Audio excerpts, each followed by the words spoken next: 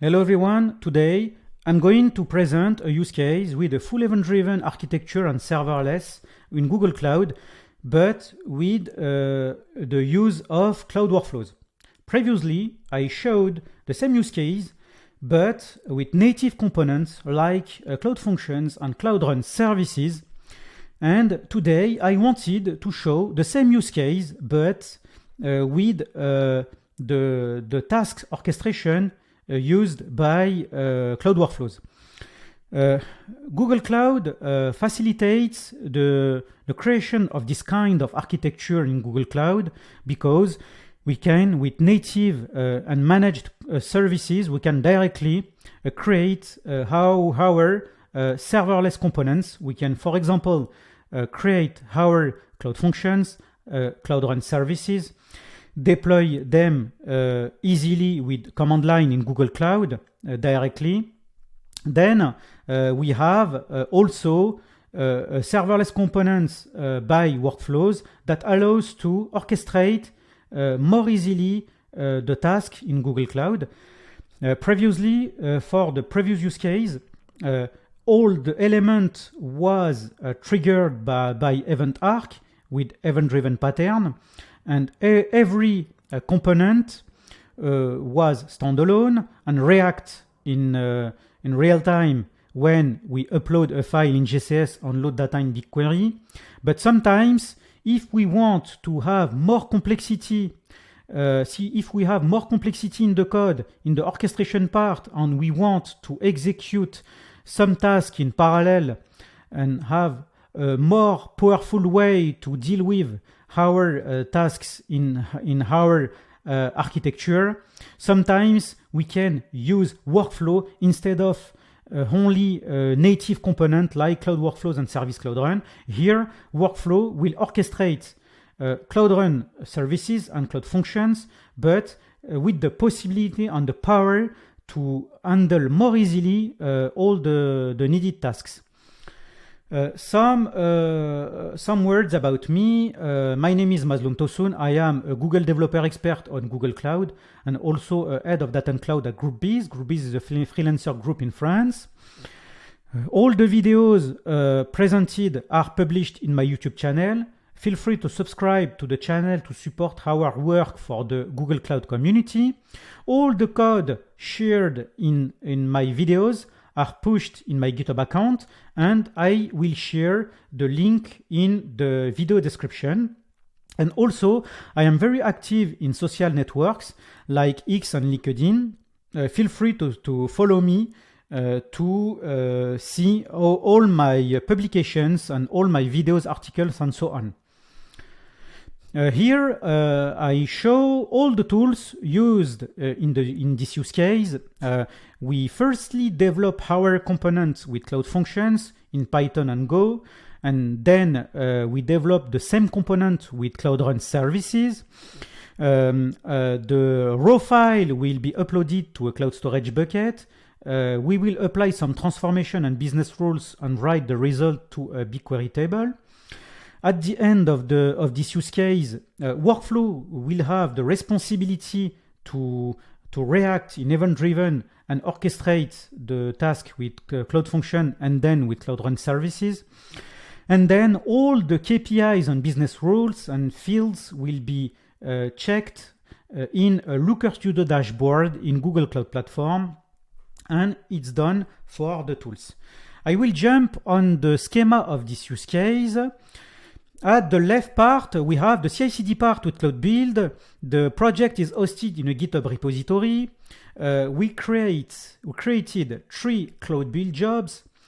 We have a first job that will deploy all the Cloud Functions with Python and Go with a manual Cloud Build job. And then we will deploy all the Cloud Run services written in Python. Cloud Run is based on a Docker image, and we will upload this Docker image in artifact registry in Google Cloud. And then at the end, we will deploy our workflow with Terraform, because we could also have used gcloud command lines to deploy our workflow, but instead we can use Terraform resources to create our workflow and also the trigger with event arc. In this part, we have the application part of the use case. We will firstly upload our raw file to a cloud storage bucket. We used real data with the Qatar FIFA World Cup statistic for players. We upload this file in a cloud storage bucket. With Event Arc, we trigger the workflow in real time. This workflow is based on YAML on API calls, and we have in this use case two workflows. One to trigger all my components with Cloud Function is the part at the head of the diagram, and we will replace the Cloud Functions by Cloud Run services, and we will trigger the second workflow with only Cloud Run services. The first Cloud Functions, we will transform the raw data to domain data, and we will apply a group by per team and some aggregation per team. We will upload the result to a GCS bucket. Then we will cross to a second file that contains the FIFA ranking per team. And we will cross the FIFA ranking and set the FIFA ranking for all the team in the list. We will then load the result to a BigQuery table. And at the end, we will trigger the last serverless component of the use case that will take the raw file, the domain file, and copy the process files to a cold bucket to simulate that everything worked correctly. At the end, we can see all the business roles and all the fields calculated for our statistic per team, and we will use Looker Studio to visualize all the elements. I jump in the code. For the code, I have two main folders. For example, I have a folder called functions. This folder contains all my cloud functions, and I also have a folder called services. For the function, I have this first cloud function to transform raw to domain, and the convention to work correctly is to have a main.py file for my cloud function, and also a requirement.txt file. Behind the scene, the cloud function in GCP use a function framework to manage the serverless approach. My cloud function will read the raw file from GCS and write the result to BigQuery. I need to have these two packages. The other open source packages are used in the code to apply some transformation. I can show you a little bit the logic of my cloud function. I have function framework, and also my cloud function here will not react in real time because this cloud function will be triggered by the workflow. And in this case, when we will create our cloud function and deploy it, we will indicate that this cloud function corresponds to an HTTP call. We have the syntax function framework.http. We have the entry point, and also we will invoke this cloud function with a HTTP post, and that's why we can have a request body in this case. We will read the raw file here with the Python GCS client, and then we will apply some business rules. I can show you the rules here, sorry. In the main.py file, I have a mapper here. We will apply a group by. We also used some typed object with data classes in Python. I can show you the raw object here. Also, sorry, I will show you the raw data, a sample of the raw data for Friends team. The raw data are flattened data. We have, for example, all the statistics per players flattened. And then for France, I will apply a group by per team, calculate the team total goals, apply the FIFA ranking with the second cloud function, and calculate the list of top scorers, best passers, best dribblers, and so on. I jump again in the code, and and in the mapper. I will apply a group by here in the code, then I will calculate all the domain data. I have here all the domain, the business rules calculated for my use case. For example, I have the best dribbler, the most appearances, and the players with most interceptions, and so on. And at the end, I return my final typed object with the team name, the team total goals, the top scorers, best passers, and so on. I think it's good. For the main.py file, I am okay. Also an element. To save time, I will deploy my cloud functions. I have a dedicated command line in my README file. Yes. And I will deploy again my cloud function. It will take a few minutes to finish, and it's okay. I jump again in the code. I explained the element for the first cloud function, row to domain, row to domain. And when I calculate my domain data, I will generate a list with NDJSON, and I will upload the result to a dedicated bucket for the domain data.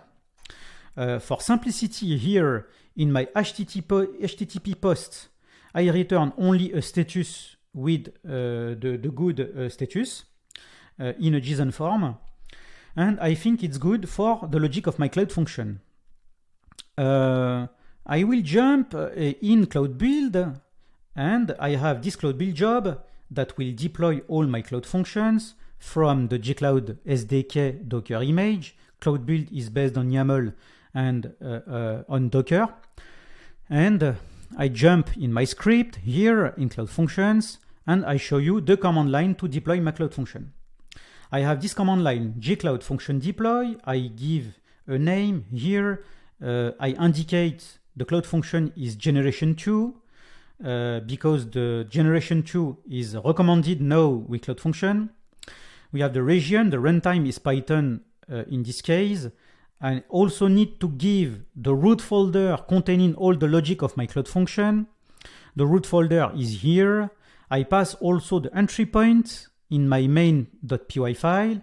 The entry point for my cloud function is here. The entry point is row to domain to GCS. I jump again here, and I indicate here my cloud function is triggered by an HTTP call.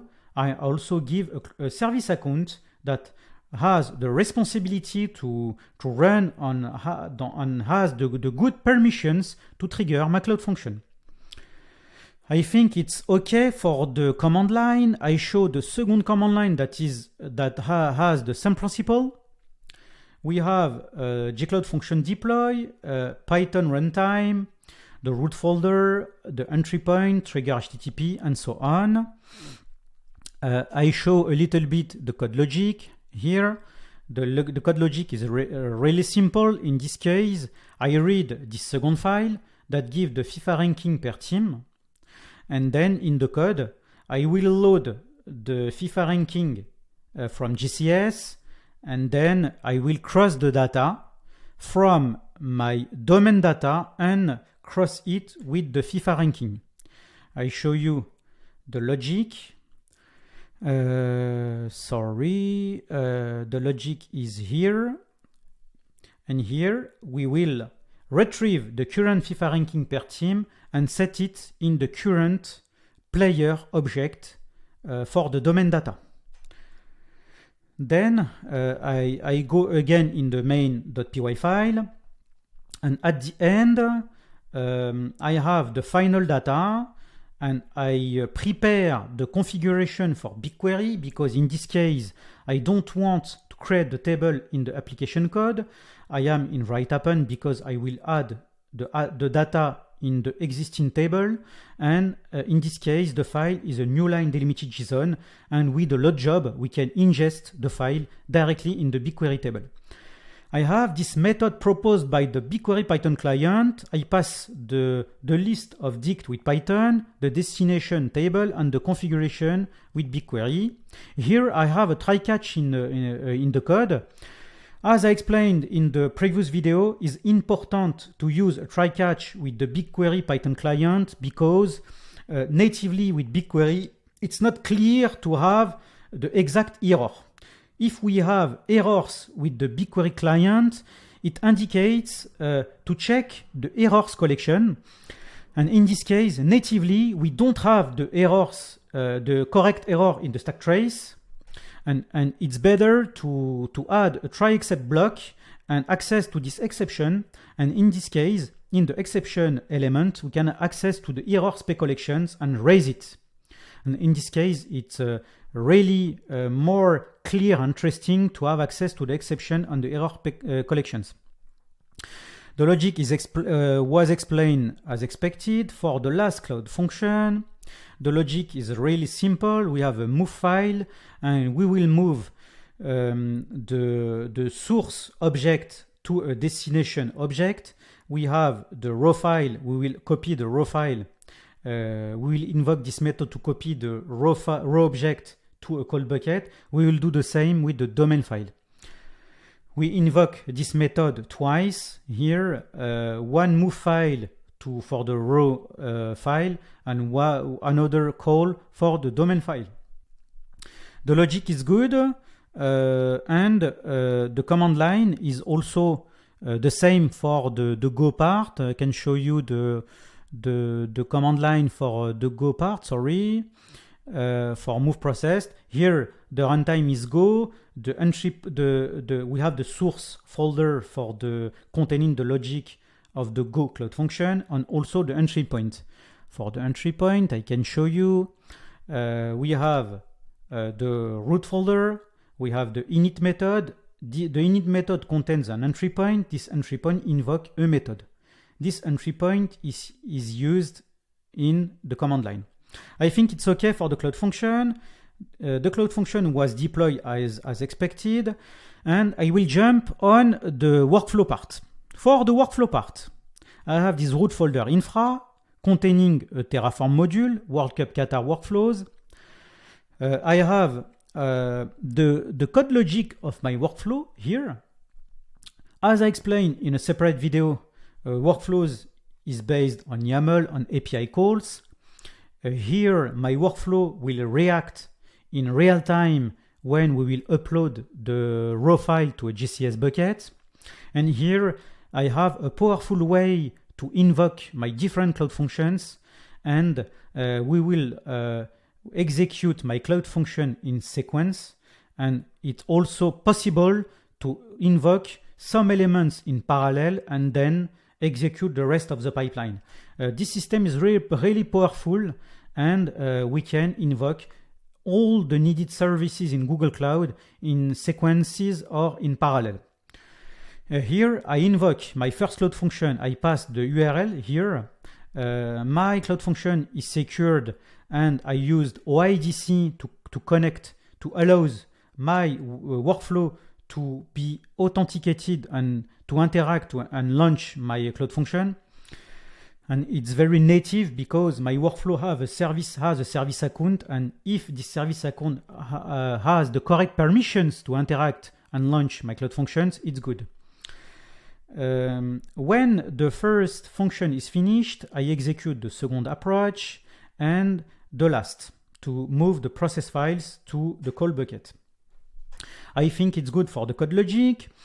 In locals, I have prepared a configuration for my workflow. I have the workflow name, the description, the file path of my workflow, the trigger name, and the trigger bucket. In locals, I load my workflow configuration here. with file and JSON decode and retrieve the result as a Terraform map. Then in my Cloud Function, I have two Terraform resources. Cloud Workflow will create and prepare the workflow. I pass the region, I pass the name of my workflow from the previous configuration, and then I have the service account. And also an important thing, I retrieve the path of my workflow here, provided by my configuration here. And I can load the string content of the file with Terraform, with this operator file, and pass the string content of my workflow to this parameter source content. Then I create and prepare the trigger for my workflow in real time and with event arc and event-driven pattern. I indicate the trigger depends on the workflow, and in this case, Terraform will invoke the elements in the correct order. Firstly, the workflow, then the trigger. I prepare the name. I retrieve the name of the trigger from the configuration. I pass the service account, and the most important elements here are the matching criteria. I indicate when I finalize to upload the raw file to my bucket given here, I will trigger the workflow in real time. For the bucket is here. I have a dedicated bucket for my Cloud Function invoked by the workflow. And here I can invoke the workflow ID in the destination. I have the workflow at the top and target to the ID of the workflow created previously by Terraform. I think the logic is okay for the Terraform code. It's perfect. No need to deploy. I have a separate script here to invoke the Terraform code. I give the root folder containing the logic on the infra. I pass also the TFVARs if needed to my code. And TerraGrunt is not mandatory here, but I use TerraGrunt for simplicity. No need to deploy again this workflow to save time. I will directly execute the use case. I will firstly empty the data with a truncate here. I empty the data. My data are empty. I refresh the final table and the table is empty here. I will invoke the workflow. I have a script. I can show you the script. I have a little setup script here. I will copy the raw data to a dedicated bucket. When I will upload this file, it will trigger the workflow in real time and execute the use case. Here, I will invoke the script, and normally this script will execute the use case. I jump in the page containing all the workflows in Google Cloud. I have the workflows here, and I have this workflow, Qatar, World Cup Qatar Cloud Function workflows. I jump in the workflow, and here I executed my workflow. The workflow is finished correctly. In this main page, I have access to the DAG of my workflow. I can see I executed all the needed Cloud Functions in sequences, and it's okay for the workflow. We can also access to the log of the different steps and also access to the steps here with workflow. I can show you a Cloud Function to check if the element was executed as expected. We have the correct log here, and it's okay. We have executed our Cloud Function, and we will check the final BigQuery table with refresh, and we have the result, and our data was loaded as expected in the BigQuery table, and it's perfect. For the Cloud Function, the use case is done. I will jump on the Cloud Run services. The principle is similar. We have 3 Cloud Run services. The code logic is the same. No need to explain in detail the code, but we will explain the convention for the Cloud Run service. We have in the folder a Docker file. With this Docker file, we have a requirement.txt file with BigQuery Cloud Storage. Also an important detail, as I explained in the previous video, in the official Google Cloud documentation, usually the example use Flask with Unicorn and a single Python file. In my case, I wanted to show a Python module with the logic separated in different files because it's more real-world application. And in this case, I wanted also to use FastAPI on UVcorn to expose my Cloud Run service. FastAPI is really interesting because we have a more powerful way to expose our Python APIs. We have also Pydantic to apply some validations. We have also a Swagger behind natively, directly. And it's interesting. In the Docker file, we have also a main.py file. In the Docker file, I will copy the requirement.txt in the container, install all the packages in the container, and then I will copy the root services folder in my container here. And with UVcorn, I have the syntax, root folder, subfolder here, main.py, and invoke app. With app, I can show you. In the code, I have this object, app equals FastAPI. I have a HTTP post here, this entry point, and it's okay. I use FastAPI, and here in the main method, I invoke UVcorn run. I can pass the app here, and this app is referenced in the Docker file for the entry point of the application. The convention is real simple. Root folder, subfolder, so on, and the main and app. I think it's okay for the explanation. We return, for simplicity, a success message with the HTTP status. And the logic is the same, no need to explain again the code. For the second Cloud Run service has the same principle. Docker file, main.py and requirement.txt file. And for is the last Cloud Run service, but the principle is really the same for all the code logic. I will show the command lines here with Cloud Run service. We firstly will show the Cloud Build job. The Cloud Build job will firstly build all the Docker images inside each Cloud Run service, upload the Docker images in artifact registry, and then we will deploy the Cloud Run services. I show you the command line with Docker to build the image, tag the image and push it in artifact registry. Then I have this command line gcloud run deploy. I pass it Cloud Run service name, the image of the Docker file uploaded in artifact registry previously, the region, and also we want to secure the service here and not expose it publicly in the web. We can pass some environment variable, and it's okay. We have the same principle here. We deploy the second Cloud Run service and the last here.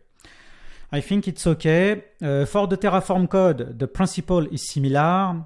We have the same principle here. We will invoke the 3 Cloud Run services in sequence with the URL here retrieved from each service.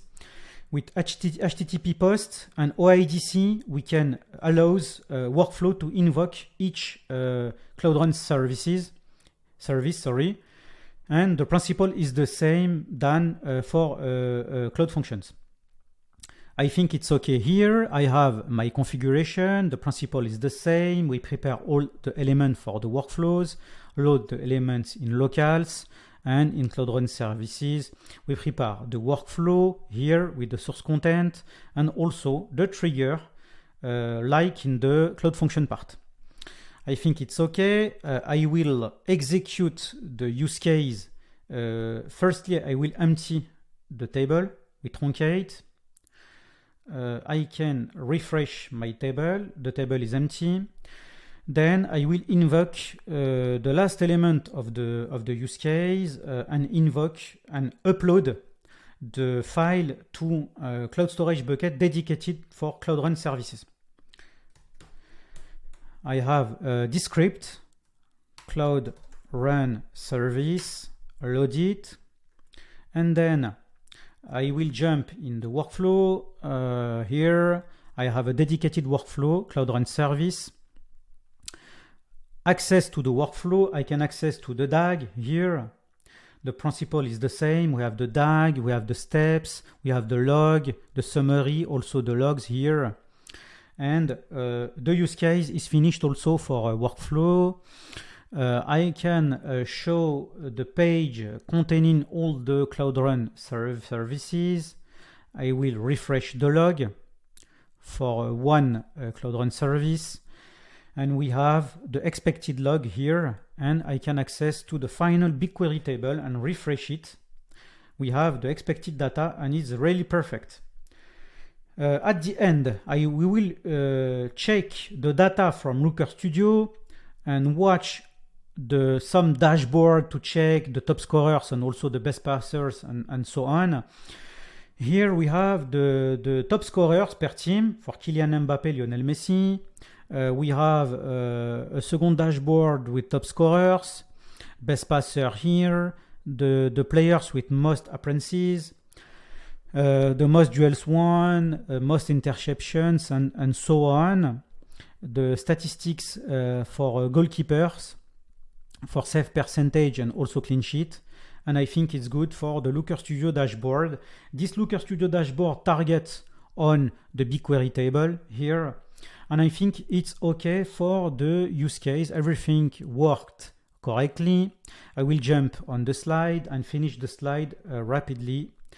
The advantages of event-driven architecture. Everything is driven by event. It's very interesting because we have a low latency to ingest data in our system, and Event Arc make it very easy, and Google Cloud gives all the elements and managed services to create easily an event-driven architecture with Event Arc easily and managed services. For event-driven, natively, if we don't use an orchestration tool, it's not easy to have parallel tasks, for example, but with workflows, we can have this power to have parallel tasks and more powerful way to interact and to launch some tasks in parallel, and it's interesting in this case. For workflows, it's also a serverless component. It's more powerful to orchestrate tasks, and that's why I proposed this second video to the community. For the serverless, the advantages are no infrastructure and server or cluster to manage. The cloud and GCP facilitates the use and the creation of serverless components with Cloud Functions and Cloud Run services. It's really cost effective also in this case, but it's not suitable for all use cases, and sometimes it's not easy to do every use cases with the serverless approach and components, and it's okay. A little comparison between Cloud Run and Cloud Functions. For Cloud Function, we only need to give and code the logic and execute a command line, and more elements are managed in this case. With Cloud Run, we need to give also the container and the Docker file, and we have less elements managed by GCP, but we have more flexibility, and we can also choose the runtime, the container, the web server, multi-endpoint, and so on. With Cloud Function is more managed. With Cloud Run services, we have more flexibility, and we can choose the best component depending on our need and use case. The conclusion, in this use case, we used a real-world use case with FIFA World Cup team stat data. The event-driven and serverless architecture was implemented very easily in Google Cloud thanks to all the managed services, Cloud Run services, and Cloud Functions, Event Arc to manage the timeline of events, and Cloud Workflows with an event with a serverless orchestration in Google Cloud, and also can react in real time. GCP offers all the needed components, and it's very easy to switch languages if needed, because this kind of architecture, it's easy to use Go or Python or other languages if needed.